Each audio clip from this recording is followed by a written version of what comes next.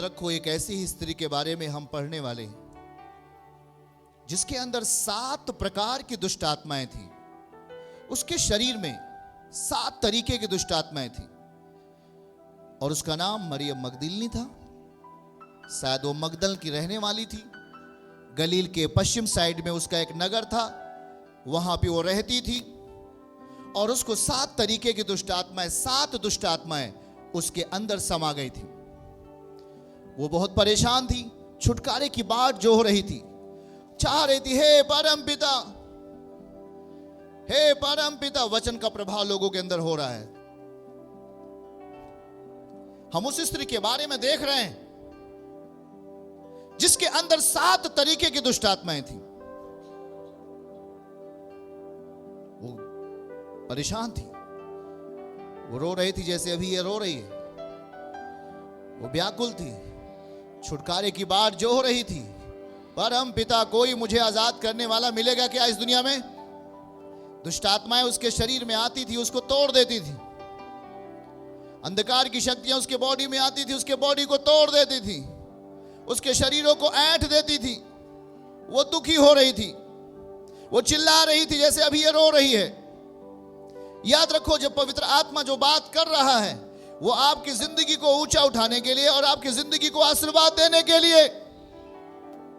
जब प्रभु बोलता है तो उसकी जीभ से आग निकलती है, आग, फायर। हालेलुया।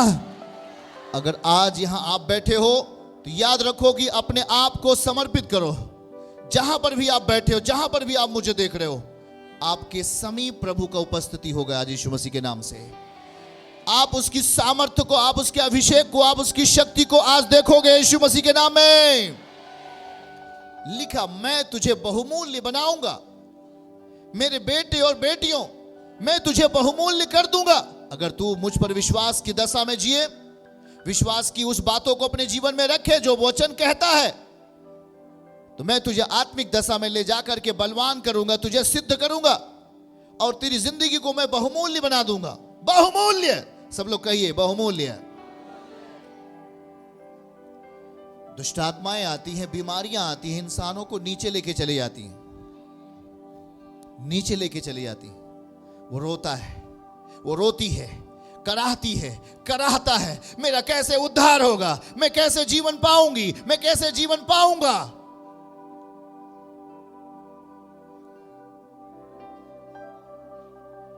ऐसी एक बहन थी, मगदलिनी, मरियम मगदलिनी। उसके अंदर 7 दुष्ट आत्माएं थी। वो ग्रसित थी दुष्ट आत्माओं से। उसके अंदर 7 प्रकार की दुष्ट आत्माएं जी रही थी। उसे उसके शरीरों को तोड़ रही थी, उसके शरीरों को मार रही थी। पर जिस दिन से वो यीशु के द्वारा छुटकारे को पाई है, वो प्रभु के पीछे होली है। हम उस चीज को पढ़ेंगे, यूहन्ना अध्याय, उसको पढ़िएगा हमारे साथ में, 20:1 से लेकर 18 तक। ध्यान से देखें। ये आज उन महिलाओं के लिए जिनके अंदर दुष्ट आत्माएं जी रही हैं, ये उन भाइयों के लिए जिसके अंदर दुष्ट आत्माएं जी रही हैं। मैं कह रहा हूं कि प्रीचिंग शुरू होगी और आप चंगे हो जाओगे यीशु मसीह के नाम में। सप्ताह के पहले दिन मरियम मगदलिनी भोर को, बोलिए भोर को, अंधेरा रहते ही कब्र पर आई। पत्थर को कब्र से हटा हुआ देखा। तब वह दौड़ी और शमौन पतरस और दूसरे चेले के पास, जिससे यीशु प्रेम रखता था, आकर कहा, वे प्रभु को कब्र से निकाल ले गए हैं, हम नहीं जानती और हम नहीं जानती कि उसे कहां रख दिया है। पतरस और दूसरा चेला अर्थात यूहन्ना कब्र की ओर चले। दोनों साथ दौड़ रहे थे तेजी के साथ। उनको पता चल गया कि यीशु को कोई उठा ले गया है। मरियम मगदलिनी जाकर बताती है। परंतु दूसरा चेला पतरस से आगे बढ़कर अर्थात दूसरा चेला यूहन्ना कब्र पर पहले पहुंचा। कब्र पर पहले पहुंचा। दोनों दौड़ रहे थे और झुककर कपड़े पड़े देखे, तो भी यूहन्ना अंदर नहीं गया। यूहन्ना अंदर नहीं गया। सामोन पतरस उसके पीछे से पहुंचा और कब्र के भीतर चला गया और कपड़े को पड़े देखा जहां पर यीशु मसीह की लाश थी। तब वह अंगोछा जो उसके सिर से बंधा हुआ था, कपड़ों के साथ पड़ा हुआ नहीं परंतु अलग से एक जगह पर लपेटा हुआ था, उसको देखा। पतरस ने उसे देखा, पर दूसरा चेला यूहन्ना जो कब्र पर पहले पहुंचा था, वो भीतर आया और देख करके उस चीज का विश्वास किया कि हाँ, यीशु को किसी ने चुरा लिया है, उसकी लाश को कोई उठा ले गया है, या यीशु मसीह कहां गए। तो वे अब तक पवित्र शास्त्र की वो बात ना समझते थे कि वो मरे हुए में से जी उठा होगा। यस, तब चेले अपने घर लौट गए। बोलिए, तब दोनों चेले, यीशु के दोनों चेले कहां लौट गए? घर चले गए। बोलो, घर चले गए। परंतु सब लोग बोलो, परंतु मरियम रोती हुई कब्र के पास बाहर खड़ी रही। रोते रोते कब्र की ओर झुककर दो स्वर्गदूत को उज्जवल कपड़े पहने हुए, एक को सिरहाने दूसरे को पैताने बैठे देखा। जहां यीशु की लोथ पड़ी थी वहीं पर दूतों को देखा। उन्होंने उससे कहा, हे नारी, तू क्यों रोती है?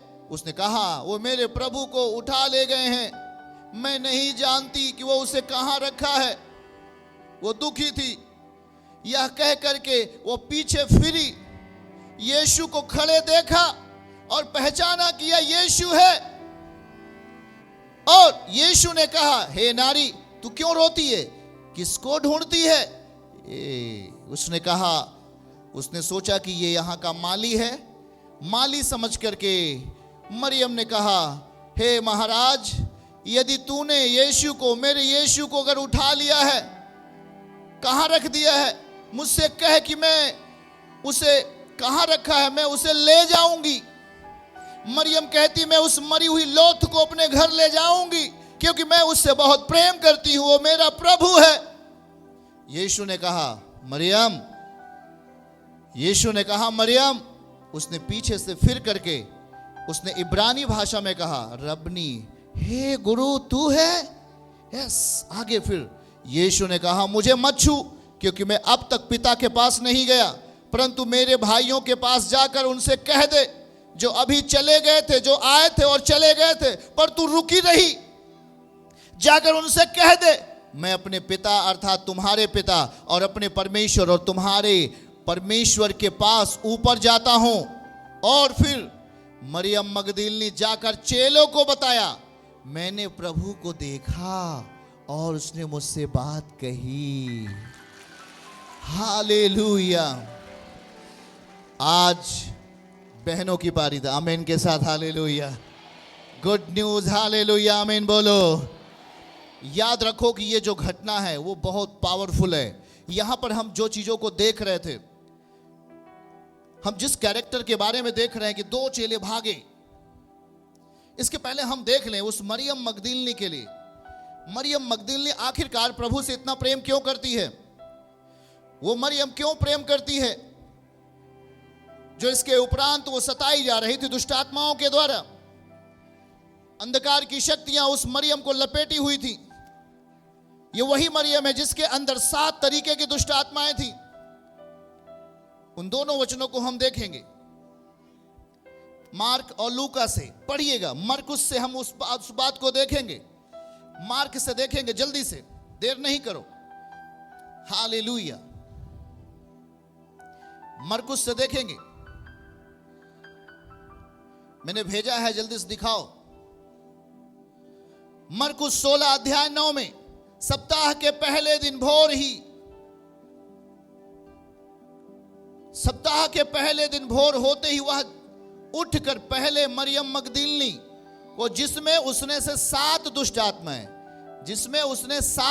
आत्माएं निकाली थी, दिखाई दिया। याद रखो, जो 7 दुष्ट आत्माएं दिखाई दिया और यीशु ने निकाला था, वो वही स्त्री है जो आज वहां कब्र के पास गई है। लूका दिखाओ जल्दी से। और देखो हम लूका की किताब को पढ़ते हैं, वहां पर भी लिखा गया है, और वह 12 उसके साथ थे। कितनी स्त्रियां जो दुष्ट आत्माओं से और बीमारियों से छुड़ाई गई थी, वे ये है मरियम मगदलिनी, मरियम जो मगदलिनी कहलाती है, जिसमें 7 दुष्ट आत्माएं थी, जिसमें 7 दुष्ट आत्माएं थी। याद रखो, यही मरियम, अब आपको यह समझ में आ गया होगा कि यह दुष्ट आत्मा से पीड़ित थी। इसके अंदर 7 तरीके की दुष्ट आत्माएं थी। कितने तरीके की? 7 तरीके की दुष्ट आत्माएं थी। और इसे किसने चंगा किया था? हाँ, यह प्रभु यीशु मसीह के द्वारा मरियम मगदलिनी चंगाई को प्राप्त किया था। और जब यीशु ने उसको चंगाई दे दिया था, तो वो किसके पीछे थी? यीशु के पीछे। याद रखिए उसका प्रेम।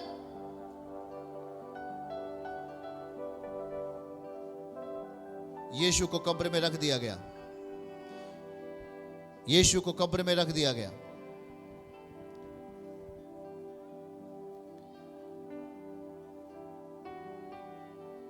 मरियम मगदलिनी प्रभु से बेहद प्रेम करती है, वो यीशु से प्रेम करती है, वो यीशु की आज्ञाओं पे चलती है, वो मसीह के सहारे जीती है।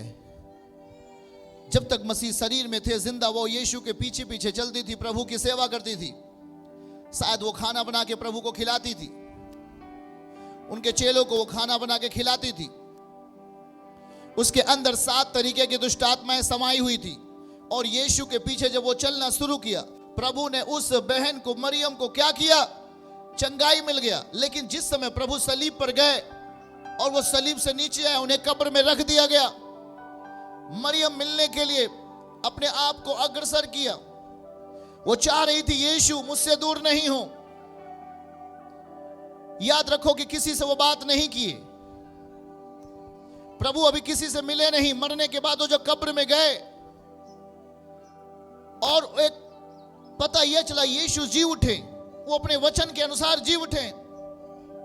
जब ये सूचनाएं मिली तो पतरस और यूहन्ना दौड़े चले, मैं प्रभु से मिलना चाहता हूं। शायद किसी ने उनके लोथ को चोरी कर लिया, शायद उनके शरीरों को किसी ने उठा ले गया, पर नहीं, यीशु तीसरे दिन मुर्दों में से जी उठे हैं। वो जी उठे हैं, वो जी उठे हैं। और याद रखो कि पतरस और यूहन्ना दौड़ते हुए गए कब्र के पास। यूहन्ना पहले पहुंचा, जो बाद में गया वो पतरस था, लेकिन पतरस सीधे कब्र के अंदर गया और उसने यीशु के कपड़े को देखा। पर जिससे यीशु प्रेम करते थे वो पहले बाहर ही था।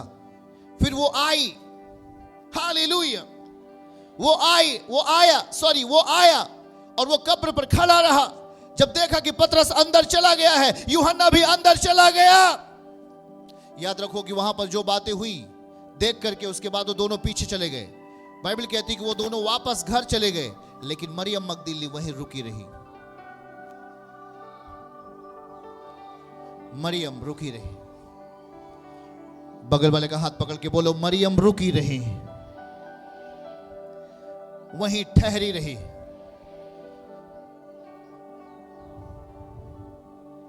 वो कुछ सोच रही थी। मेरे प्रभु, तूने मुझे चंगाई दिया है,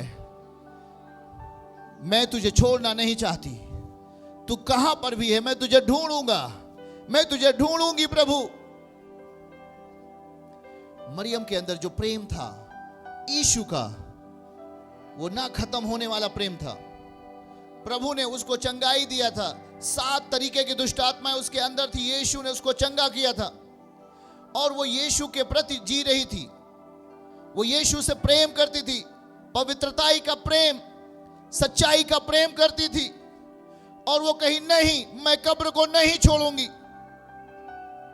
मैं इंतजार करूंगी कि कोई प्रभु को लेके गया है कहीं, कोई तो अभी प्रभु को लेके आएगा और मैं उसकी लोथ को लेकर यहां से जाऊंगी। उसका प्रेम उसे रोके रहा। 2 चेले आए, पतरस और यूहन्ना, वो चले गए।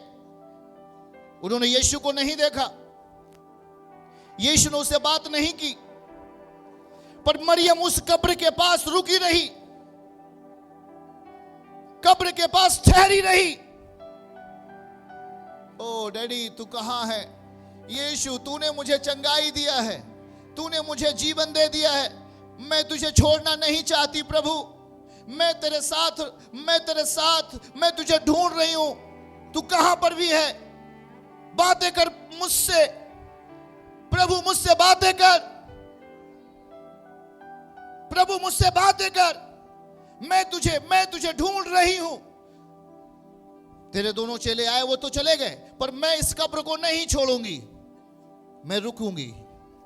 वो रुकी रही और कब्र से इधर उधर देख रही थी, वो प्रभु को खोज रही थी। उसके अंदर विश्वास था, विश्वास की आत्मा थी। वो विश्वास की आत्मा में उस जो कुछ देर पहले यीशु मरा और कब्र में रखा गया, वो उसे खोज रही थी। पत्थर हट गया, वहां की परिस्थितियां बदल गई। पत्थर हट गया, परिस्थितियां बदल गई और उस कब्र में यीशु नहीं है। इस बात का संदेश जब उन्हें सुनाई पड़ा, चेले दोनों आए और देखकर वापस चले गए, पर मरियम वहीं रुकी रही।